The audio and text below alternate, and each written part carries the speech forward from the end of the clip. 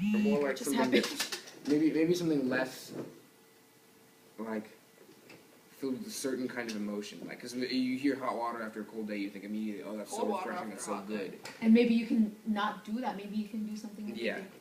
feel creepy and chilly. Yeah. Like cold water after a cold day. Yeah, there you go. So you expect to get cold water after a warm day, But instead because you get that's cold when water. you want the cold water. But Or you get hot sand, and you're like, I didn't see that coming. What would be worse if it was a really hot day and you got boiling water on you, or it was like a freezing day and you got like frozen water? boiling water is more painful. Hey, Well, not boiling water, like your really logic, hot water. it like defies gravity to me right How now. does it Like, defy I don't know. gravity? Because it doesn't make sense. Gravity, why? Yeah, because gravity makes sense. Okay. Alright, So back to the poems, right. okay. So anyway, so that's what I recommend, is that you begin with those, and then, I mean, there are other things that you can do with the poem once it's done, Mhm. in terms of, you know, because you want to find ways of pushing the envelope for yourself Mm-hmm. and for the reader. Yeah. And but you know, you go through multiple drafts. You try one strategy, you try another, and you know, eventually you find the one that works. Mm-hmm. So anyway, so this is step one. Step one and of then- many. Step one of many. So then step two is like, well, what if I took these two lines and or one of these two lines, or one of these lines, and I wrote a whole new poem using that as the first line. Mm-hmm. And so I wonder what you would come up with. Because it's like peeling the layer of the onion. There's always more underneath. Because that's the core of the poem, which is the most important. Like the main thing that I'm trying to get at. So then I started with the main thing, and then I can kind of develop it more. Right. Or maybe it can be the other way around too. Maybe it's like an exploration. Like once you start something and then like right in the dead end you find out what you really mean. Yeah. Mm-hmm. I was actually thinking maybe who I want to be scares me goes at the very top. Just thinking Because that. yeah. Eh. Anyway. I like that line. I like the busy. Because it's just like I like the busy, right?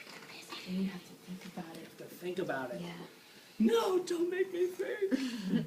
And I'm so busy, I don't want to finish the Yeah. Exactly. sentence. I don't want to It's like complete it. rushed. Like, you know, you never really had Yeah. time to finish your thought because you were so busy. Oh my god, that's so deep. I can't even see. I know.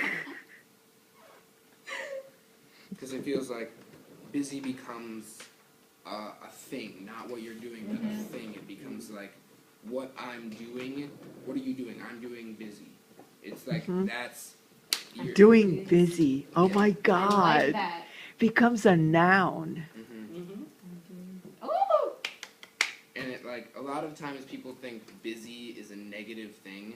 Like being too busy is something that you don't want. You want to be able to relax, and that's what I was trying to kind of get at in the beginning. Like when I said never time to take a breath, it seems like well you need to breathe, so not having time to take a breath is kind of a negative thing. And so I was kind of trying to convey that okay, now he's going to go into why he doesn't like that, but then I say I like this, I like the busy, so it's kind of I was trying to Contradict yourself? yeah a little bit. Mm-hmm. Mm-hmm. By saying that this busy, not this being busy, but this busy is just something that has become so constant in my day that And you're doing it in like a subtle way. yeah. Reminds me of my last Duchess. That was a mind-boggling poem, I swear to God. I was like, We need to explain. I got it like halfway through. Hayden, do you want to tell them about the poem I showed you yesterday and how I showed you the title afterwards?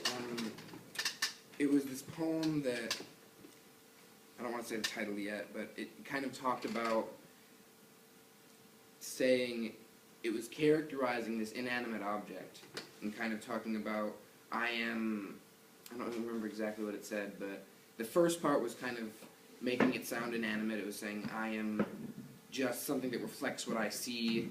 I'm just something that is like it was characterizing it as inanimate. And then the next part, it was like this break, and the next part was saying, I am a lake, and it gave it all these human characteristics, and the title of it is Mirror.